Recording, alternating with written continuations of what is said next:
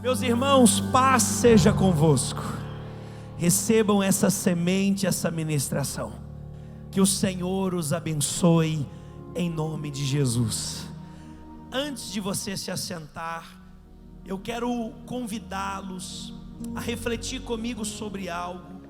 E nós vamos fazer uma oração para a gente ouvir a palavra de Deus. Vocês já perceberam que Deus ele fala conosco?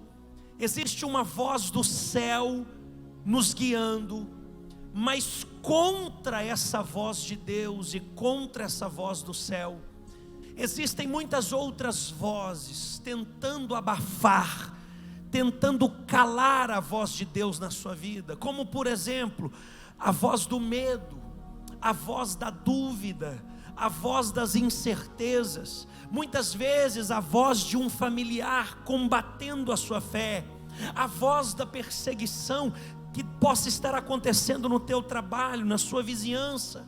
Irmãos, a nossa fé, ela é perseguida, ela é atacada, ela é violentada 24 horas por dia.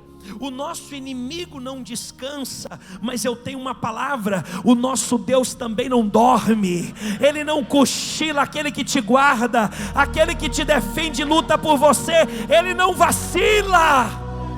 E eu quero te convidar a orar agora, repreendendo.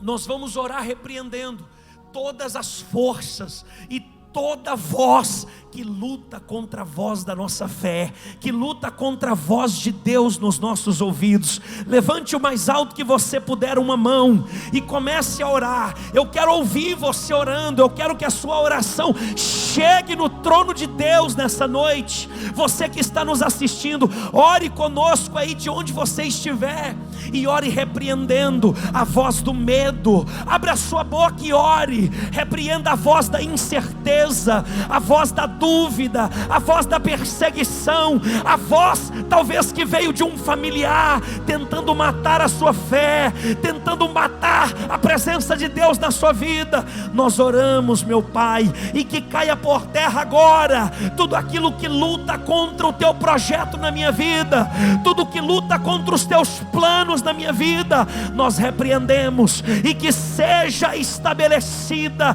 na minha vida e na sua vida a vontade perfeita de Deus. Somente a voz do Senhor prevalecerá em nossas vidas. E se você está comigo nessa fé, diga amém, diga glória a Deus. Falem comigo assim: eu repreendo toda voz contrária à voz de Deus na minha vida. Tá ligado, igreja? Então aplaude Ele, dá grito de aleluia. Glória a Deus. Amém? Antes de você se assentar, bate na mão de pelo menos uns 4 e fala assim: que caia por terra a voz contrária. Fala para ele: que caia por terra a voz contrária, em nome de Jesus. Assenta no seu lugar. Aleluia. Que seja estabelecida a vontade de Deus na sua vida. Glória a Deus. Irmãos, eu tenho uma palavra de Deus para você hoje. Olhe para cá. Antes de nós lermos a Bíblia, olhe para cá. Isso, glória a Deus. Semana de Natal, final de ano, e nós estamos aqui na fé. Esse é o nosso terceiro culto hoje, 9 da manhã, 18 e agora às 20. Estamos aí, muitas pessoas online conosco, que Deus abençoe vocês. Mas prestem atenção no que eu preciso falar com você hoje. Muitos de vocês conhecem a história de que o povo de Deus foi escravo no Egito durante 430 anos. Vocês já ouviram falar sobre isso? Em filmes, em novelas bíblicas, na Bíblia, na igreja. O povo de Deus ficou escravizado no Egito durante 430 anos. Mas deixa eu te explicar como que começou essa escravidão e como que ela terminou. Você também sabe que José, filho de Jacó, Israel, foi governador no Egito. Ele interpreta o sonho de Faraó, e Faraó coloca no dedo dele o anel de governador. E quando José se torna governador do Egito, o que ele faz? Ele traz a sua família para morar com ele no Egito, debaixo dos seus cuidados. Ele traz o seu pai, a sua mãe, os seus irmãos, ele traz os cunhados, cunhadas, ele traz os sobrinhos. Sabe quantas pessoas que ele levou para morar no Egito com ele? 70. Ele levou 70 pessoas para morar com ele no Egito, para cuidar dessas pessoas. Ele era muito próximo, ele se tornou governador. Aí ele cuida da família dele, um tempo de muita riqueza, muita prosperidade. Ele, de forma muito sábia, administrou o Egito de forma que a nação se tornou a maior nação do mundo naquela época. Só que aconteceu uma coisa: o povo cresceu, muitos filhos, né? O povo cresceu, não ficou só em 70, cresceu, multiplicou. E José morre. E junto com José morre também o Faraó, que ele havia ajudado interpretando o sonho. E quando o Faraó, que gostava muito de José, morreu e assumiu outro Faraó, o que o outro Faraó fez? Escravizou a família de José, os descendentes de José, de Jacó, de Israel. E então eles foram escravizados. E essa escravidão, ela durou 430 anos. Só que nesses 430 anos, o povo de 70 foi para quase 2 milhões de pessoas. Estima-se até mais, 2 milhões e meio, 3 milhões de pessoas.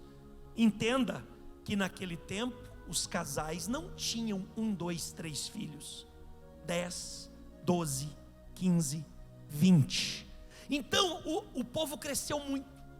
430 anos escravizados, depois que José morreu, até que o povo começou a clamar a Deus: Senhor, nos liberta, tira a gente dessa escravidão. E Deus escuta a oração. Eu vou repetir: Deus escuta a oração. O que Deus faz então para libertar o povo? Levanta o profeta.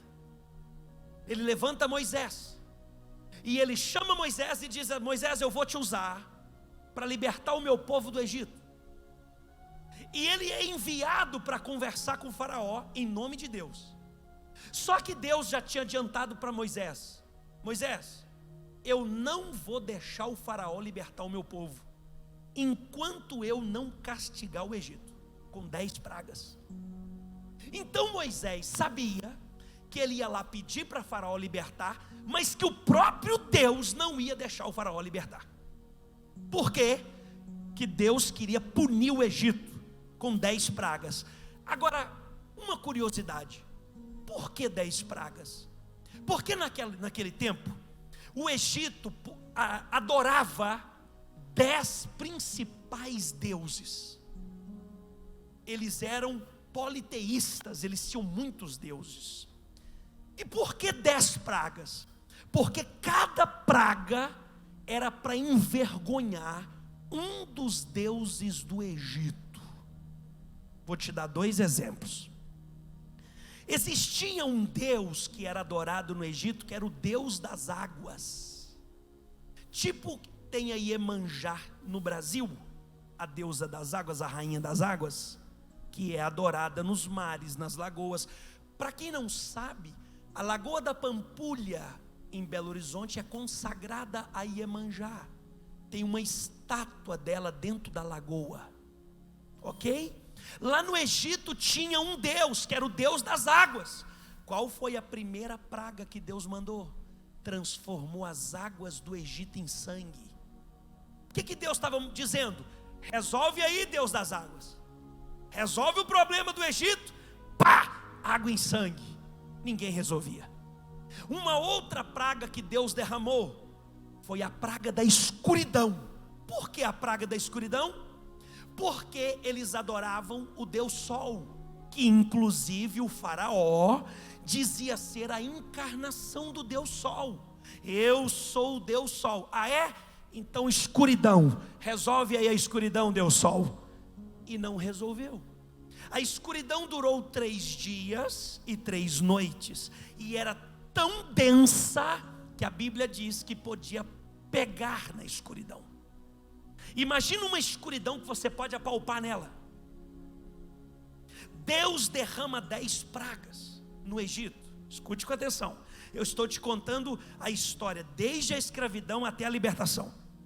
E aí, depois da 10ª praga, que foi a morte dos primogênitos, e o sucessor de Faraó, o filho dele, o primogênito, que ia herdar o trono, morreu. E aí Deus tirou a mão, o Faraó não aguentava mais tanta pancada, os seus deuses desmoralizados, eles rezavam, e nada adiantava. Aí o Faraó diz assim: vai embora, leva esse povo daqui, Moisés, pode ir embora, vai servir o Deus de vocês.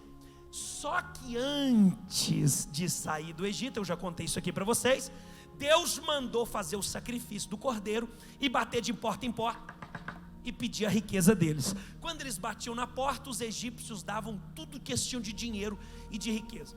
Então de escravos agora eles estão libertos e ricos. E Moisés leva eles em direção à terra prometida, a Canaã, a terra que mana leite e mel. Vamos lá, escute que a gente vai chegar no tema da mensagem. Quando eles estão saindo do Egito, qual que é o primeiro obstáculo que eles encontram? Diga: Mar Vermelho. O Mar Vermelho na frente. Como que passa? Não tinha jeito. Para trás é o Egito, para a direita montanha, para a esquerda montanha, e na frente o mar. O que Deus faz? Abre o mar. Só que quando Deus abre o mar, Deus falou assim: deixa eu ajeitar o lado do faraó agora. Agora eu vou dar a última nele. Deus vai no faraó de novo e coloca nele uma ira, para ele arrepender de ter libertado o povo e ir atrás do povo de novo, para capturar o povo e levar para trás. Só que era tudo um plano de Deus. E aí o faraó dá ordem para os exércitos, os carros, os cavalos, os guerreiros: vamos atrás do povo e vamos trazê-los de volta. E o povo estava passando pelo mar aberto. Quando o faraó entra no mar junto com o seu exército, Deus faz assim, ó, fecha o mar em cima deles e destrói o exército de faraó. Dá um glória a Deus aí. Quando o povo passa o mar, o que Deus fez? Falou assim para eles: agora eu vou cuidar de vocês em todos os detalhes, até levá-los até a terra da promessa. Eu vou cuidar de vocês em detalhes. A viagem duraria cerca de 40 dias, mais ou menos, vamos dizer 2 meses no máximo, por causa dos velhos, das crianças, dos rebanhos, carregando um saco de dinheiro, de ouro, que eles pegaram dos 2 meses, vamos colocar no máximo 2 meses. Só que Deus falou assim, ó: eu vou cuidar de vocês nos detalhes.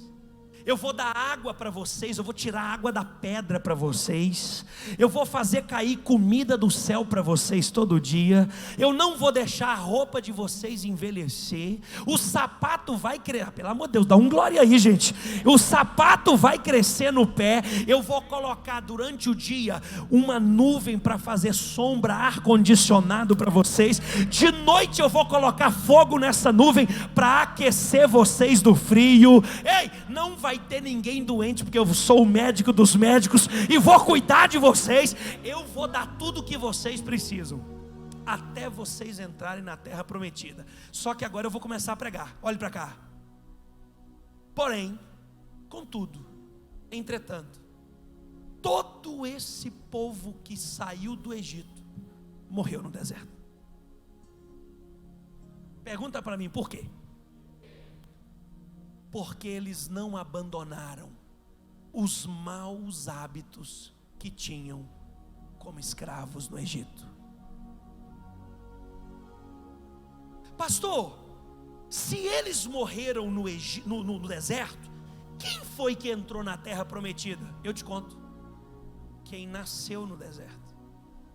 Porque devido aos maus hábitos deles, a viagem que ia durar 2 meses, durou 40 anos. Devido aos maus hábitos deles, que não foram abandonados, que eles trouxeram da vida de escravos no Egito, e não quiseram abandonar, ao invés de andarem em linha reta, eles andaram 40 anos em círculos. Eu vou repetir porque isso precisa ficar bem gravado, você precisa entender isso. Devido aos maus hábitos que eles não abandonaram, trouxeram do Egito, trouxeram da vida escrava, e não abandonaram enquanto estavam sendo sustentados por Deus no deserto, todos eles morreram. E os 40 anos que eles rodaram no deserto, as crianças que foram nascendo durante esses 40 anos, e lembra, eles procriavam igual coelho, viu? E lembra que essas crianças que foram nascendo, foram elas que entraram na terra prometida. E por que elas conseguiram e não morreram no deserto? Eu te conto, porque elas não tinham os maus hábitos do Egito. E hoje eu quero falar com vocês sobre hábitos, ou melhor, maus hábitos, que nós precisamos deixar para trás, se nós quisermos, entrar na terra que Deus prometeu para nós, e se nós quisermos possuir os tesouros de Deus. Alguns hábitos precisam ser deixados para trás. Pergunte para mim assim: quais hábitos? 1 Coríntios capítulo 10, versículo 10. Vamos conhecer o primeiro? 1 Coríntios 10, 10. Vamos ler todo mundo junto? Vamos lá? 1, 2, 3 e... Nem o quê? Nem murmureis.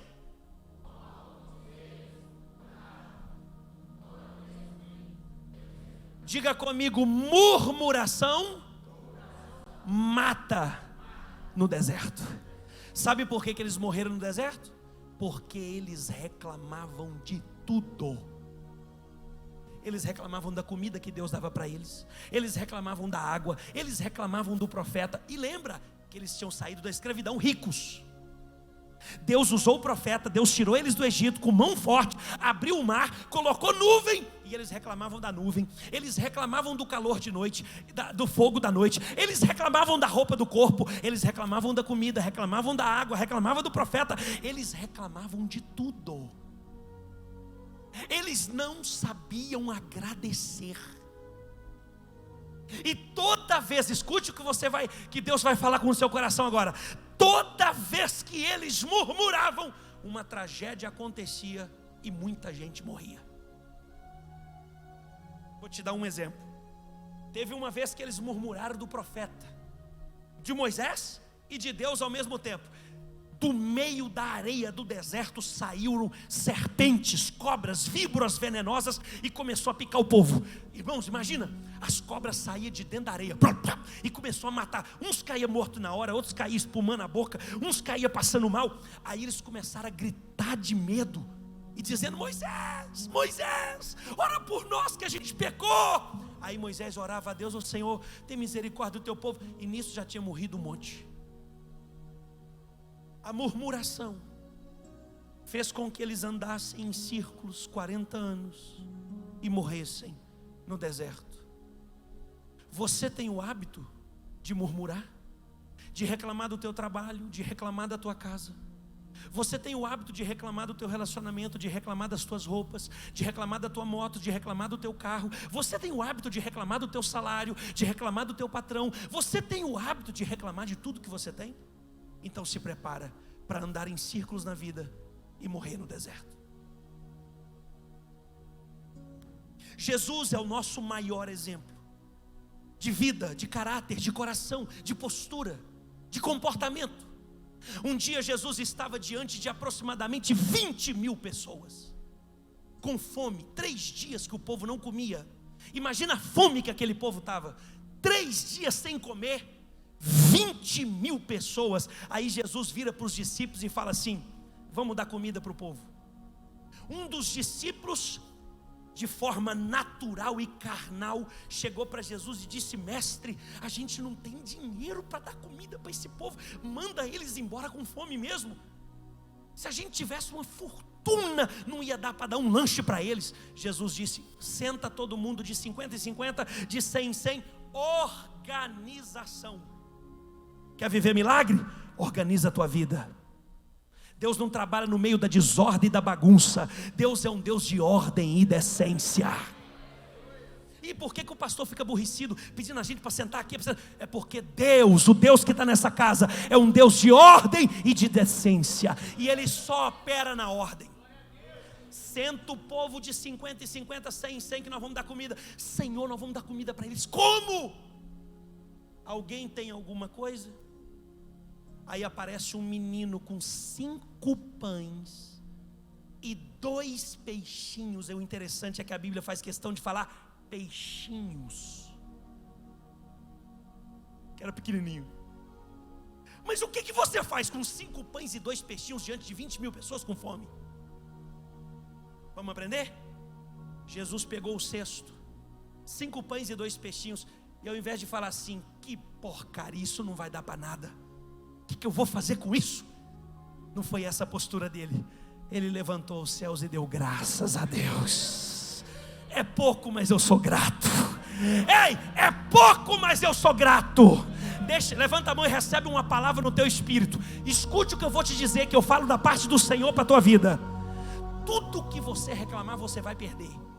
E tudo que você agradecer, Deus vai multiplicar na tua vida. Eu vou repetir agora para alguém receber desse lado e desse lado de cá. Escuta bem, você que está me assistindo. Tudo que você murmurar, você vai perder. Mas tudo que você der graças, Deus vai multiplicar na tua vida.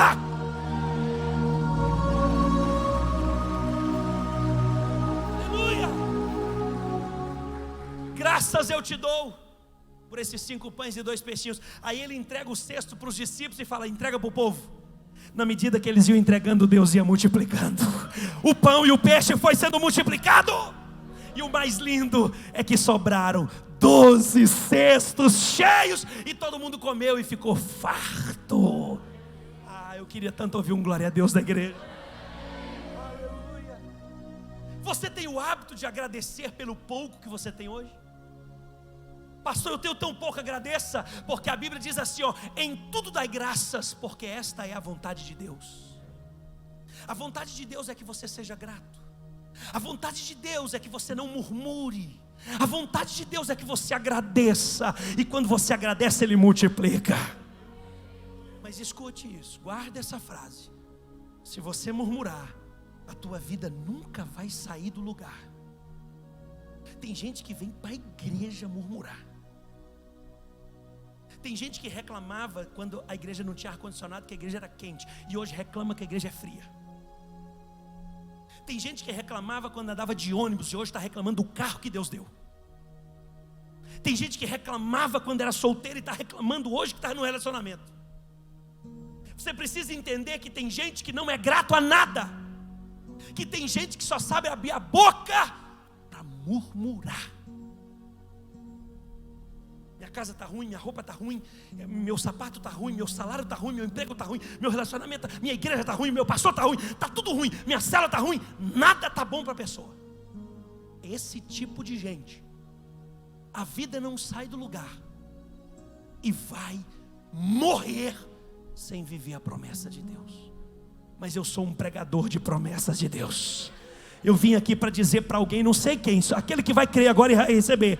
Eu vim aqui para dizer que hoje Deus vai te colocar para andar em linha reta e vai te levar até os tesouros escondidos e as riquezas encobertas dessa terra. Se é você, manifesta a tua fé aí, bate palma, dá glória, dá grito de aleluia.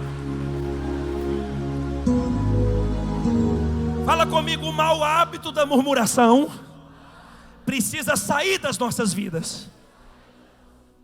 Sabe qual o mau hábito que matou eles no deserto? A ingratidão. Eles eram escravos e miseráveis. Aí Deus liberta e dá riquezas, e eles não sabiam agradecer a Deus. Meus irmãos, quantas pessoas eram doentes e Deus curou, e elas não conseguem ser gratas. Quantas pessoas estavam desempregadas, humilhadas, endividadas, e Deus abriu as portas e prosperou, e elas não conseguem ser gratas a Deus. Não, pastor, eu sou grato, eu sempre agradeço. Sabe qual é o nível mais raso da gratidão? Muito obrigado. Ô irmãos, nós não podemos falar muito obrigado para quem mudou a história da nossa vida, não. Obrigado? Obrigado para quem me salvou, estava na lona. Obrigado. Obrigado para quem abriu uma porta quando todo mundo fechou a porta para mim. Obrigado. Esse é o nível mais pobre e raso da gratidão. O que você tem que fazer? Muda a vida hoje de quem mudou a tua vida ontem. Estende a mão hoje para quem estendeu a mão para você ontem. Levanta hoje quem te levantou ontem. Ei, você sabe o que a Bíblia diz em Gálatas? Olha que coisa fantástica. A Bíblia diz assim, ó: reparta os teus bens com quem te instrui na palavra. Espera aí, tem alguém te ensinando o caminho do céu, o caminho de Deus, a palavra eterna, e você está dizendo obrigado. Mas o pior, tem gente que nem obrigado fala. Tem gente que não consegue ser grato nem para reconhecer que foi ajudado. A ingratidão daquele povo matou eles no deserto, porque irmãos, aquele povo comia o pão que Faraó amassava com o pé. E aí Deus dá para eles o maná que caiu do céu, e eles não sabiam agradecer. Deus tirava água fresca de uma pedra, e a pedra era Cristo, e eles não sabiam agradecer. Eles não tinham que comprar roupa, a roupa não envelhecia. Todo dia de manhã eles acordavam e a roupa era nova no corpo. Não tinha que comprar sapato, porque o sapato crescia no pé. Ninguém ficava doente, não tinha que tomar uma Novalgina, uma aspirina, um paracetamol, porque Deus era o Deus da saúde deles. E aquele povo era ingrato. Sabe o que Deus fez? Murmurou. Ingrato, vai rodar até morrer. A terra prometida não é para você. Se nós não abandonarmos os maus hábitos da murmuração, da ingratidão, nós vamos morrer sem ver a promessa se cumprir na nossa vida. Terceiro, sabe qual o mau hábito que a gente precisa abandonar? Da mentira. A mentira, ela não se sustenta. Escute com atenção o que eu vou falar. Se você está mentindo no trabalho, para suas autoridades, nos teus relacionamentos, se você está mentindo para vender, mentindo para negociar, se você está mentindo para ganhar a vida ou para se safar, deixa eu te dar um recado. Deixa eu dizer uma coisa para você. A casa vai cair a qualquer momento, porque a mentira não se sustenta. A mentira faz a casa desabar. Mas o pior de tudo da mentira, sabe qual é? É o pai dela. É quem está com ela. O pai da mentira é quem, gente? E quem mente é filho de quem? Não precisa falar. Jesus disse: eu sou o caminho a...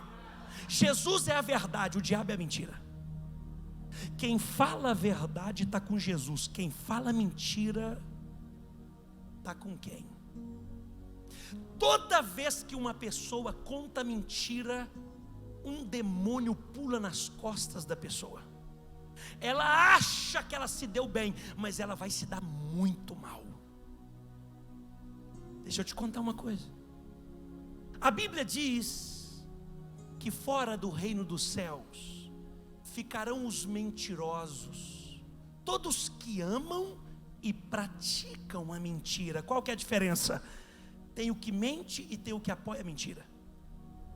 Lembra do Ananias e da Safira? Ananias era o mentiroso para roubar de Deus, e a Safira era a cúmplice dele na mentira. Os dois morreram. Você sabe quem é a mentira? O que é a mentira? Deixa eu te contar. A verdade é a voz de Deus na terra. A mentira é a pregação do inferno na terra. Toda vez que uma pessoa fala a verdade, ela está anunciando o céu. E toda vez que uma pessoa conta mentira, ela está anunciando sobre o inferno. O autor da mentira é o diabo. E eu vou te provar. Qual foi a primeira mentira contada no mundo? Ele mentiu para Eva dizendo: pode comer do fruto que você não vai morrer. Ele é o autor e consumador da mentira. E quando uma pessoa mente, essa pessoa fortalece o inferno. Deixa eu só te contar uma curiosidade. Lá no jardim do Éden, quando começou a obra do diabo, as mentiras dele, ele era uma serpente. Mas quando você lê sobre o diabo no Apocalipse, ele é um dragão. Por que ele sai de serpente para dragão? Porque muita gente o fortaleceu.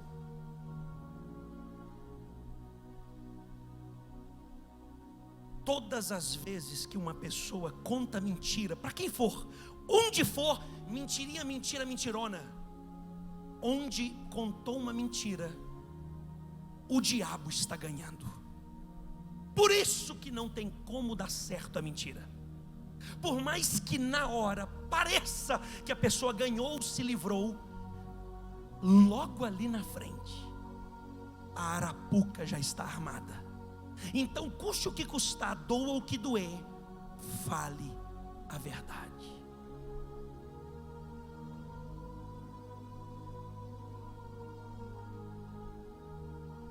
Ontem eu vivi uma experiência na minha casa.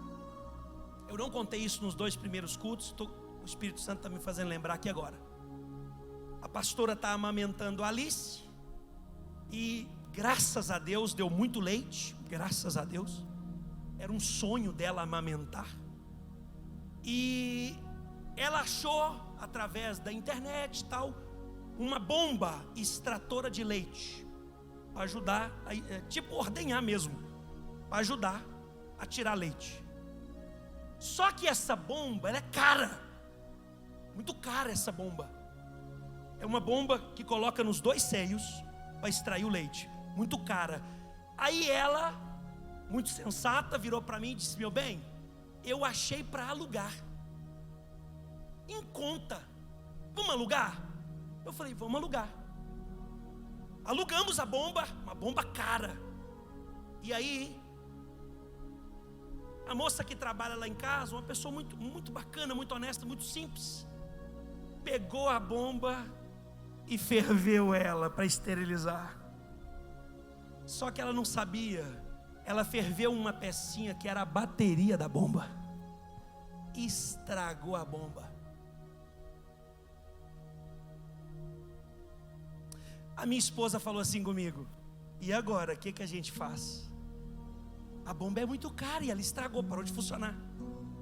Imediatamente eu disse assim: liga para onde você alugou e conta a verdade. Fala que a nossa auxiliar colocou no fogo para ferver e estragou. Ela pega o telefone e manda um áudio para a mulher de onde ela alugou: ô fulana, aconteceu isso, verdade, nua e crua, aconteceu isso, bababá. Sabe o que a dona disse? Eu vi a mão de Deus. Ela falou: não se preocupe, vocês não vão ter que pagar nada, pode buscar aqui que eu vou dar outra para vocês aí. A Ele glória e louvor. A verdade te protege, a verdade te sustenta, e a verdade vai te conduzir até a terra prometida. Cutuca quem está do lado e fala assim: não se engane, a mentira está mentindo para você. Nós precisamos abandonar os maus hábitos da murmuração, da ingratidão, da mentira. 4, dos vícios. Se você tem algum vício, ele está te destruindo. Escute com atenção. O vício, ele destrói moral corpo, saúde e finanças. Vou repetir: o vício destrói honra, moral, nome, corpo, saúde e finanças. Uma coisa o vício está destruindo. Se tem vício na tua vida e na tua casa, uma coisa está destruindo. Vício destrói família, vício destrói relacionamento, vício destrói carreira, vício destrói vida financeira, vício destrói moral, vício destrói saúde. Só que a Bíblia diz assim, por que a gente tem que abandonar o vício? Seja ele qual for. 1 Coríntios capítulo 3 diz que quem destruir o templo do Espírito Santo, Deus o destruirá. Se o vício está destruindo o meu corpo, Deus vai me destruir. Eu estou comprando uma briga com Deus, porque se o meu vício está destruindo o meu corpo, eu estou destruindo o que pertence a Deus. 1 Coríntios 3, está escrito. Eu conheço um advogado, que há mais ou menos uns 10 anos e pouco, ele assim, a carreira dele explodiu, porque ele foi advogado de uma celebridade, e essa celebridade se envolveu num crime, e esse advogado, ele toda hora, de manhã, de tarde, de noite, toda hora que ligava a televisão, abria a internet, lia jornal, revista, estava a cara do advogado dando entrevista. A carreira dele explodiu, pá! Imagina o quanto que o escritório dele faturou, tanto com essa celebridade e com novos contratos que ele deve ter feito. O nome e a imagem dele foi projetada, toda hora ele estava na televisão. Alguns meses depois, pegaram ele, filmaram ele fumando crack debaixo de uma ponte. Acabou a carreira dele, porque o vício destrói reputação, o vício destrói honra, o vício destrói nome, o vício destrói saúde, o vício destrói finanças. Você já parou para calcular quanto que uma pessoa gasta por mês fumando dois maços de cigarro? Entre 500 e 700 reais. E os que usam droga, cocaína, crack? Tem gente que gasta o que tem e o que não tem, vende coisa de casa para sustentar droga, vício. Só que o vício não é só bebida, cigarro e droga, tem vício do jogo. Em muitos casos, eu fui pastor de uma família que o cara vendeu os móveis de casa todos 3 vezes. A mulher saiu para trabalhar, quando voltou em casa, a casa estava pelada. O cara vendia sofá, televisão, fogão. Ele fez isso 3 vezes para pagar jogo de baralho. Que casamento que resiste a isso? Por que a gente precisa abandonar o vício? Porque ele destrói a pessoa de todas as formas. Mas vício não é só droga e jogo, não. Tem gente viciada em Coca-Cola, em café, em doce. Eu já escutei muitas vezes gente dizendo assim, eu não posso ficar sem tomar café, minha cabeça dói. Está viciada. Eu não dou conta de largar isso, porque se eu largar, eu passo mal. Está viciada. Nós precisamos deixar o vício. O vício é hábito egípcio, mundano. O vício faz parte da velha vida. Você agora é uma nova criatura. Você está liberto. Foi para a liberdade que Jesus te libertou. E quinto, para terminar, eu disse que eu falaria 5 maus hábitos: murmuração, ingratidão, mentira, vícios e desejos carnais. Tem muita gente que a vida está assim, a vida é rodar no mesmo lugar, não sai do lugar. A vida é ficar no mesmo lugar e nunca vai chegar na promessa. Sabe por quê? Porque a vida da pessoa é para satisfazer os seus desejos carnais. Tem gente aprisionado na pornografia, tem gente aprisionado na prostituição, toda semana, todo mês está deitando com alguém diferente. Tem gente aprisionado no adultério, relacionamentos extraconjugais, e isso é um hábito terrível que precisa ser abandonado. Senão, claro que você tem um livre-arbítrio para fazer o que você quiser da sua vida, ninguém vai te impedir. Só que eu estou aqui para te contar o que vai dar. Se você tem o hábito de prostituição, está sempre com parceiros diferentes, de pular cerca, de adultério, de enganar, se prepara para a tua vida fazer isso aqui, ó, círculo. Você não vai andar para frente e nunca chegará até a promessa de Deus. Vai rodar em círculo até morrer. Por isso que a gente precisa abandonar esses hábitos. A Bíblia fala em Colossenses capítulo 3, a partir do versículo 5, a Bíblia diz assim, ó: fazei, pois, morrer a vossa natureza terrena, prostituição, adultério, paixão lasciva. E ele coloca os primeiros, os desejos carnais. São coisas que a gente precisa abandonar, irmãos. Não dá para andar com Deus, andar com Jesus viciado, prostituindo, mentindo, ingrato, murmurando. Isso é coisa de Egito, isso é coisa de mundo, isso é coisa de velha vida. Coloca para mim 2 Coríntios 5,17, eu termino aqui. Você agora está com Deus, você é de Deus, você foi lavado, remido, perdoado pelo sangue de Jesus. E assim, se alguém está em Cristo, é o quê? É o quê? As coisas antigas. Agora grita bem alto o final. Bate palma e dá glória a Deus, para que nós possamos viver em novidade de vida. A marca que Cristo está em mim, se alguém está em Cristo, se Cristo está em mim, é uma nova vida. Eu sou uma nova pessoa, eu sou um novo homem, é uma nova mulher. Porque se Deus tira você do Egito, mas o Egito vem para dentro de você, não sai de dentro de você, irmãos, círculo e morte.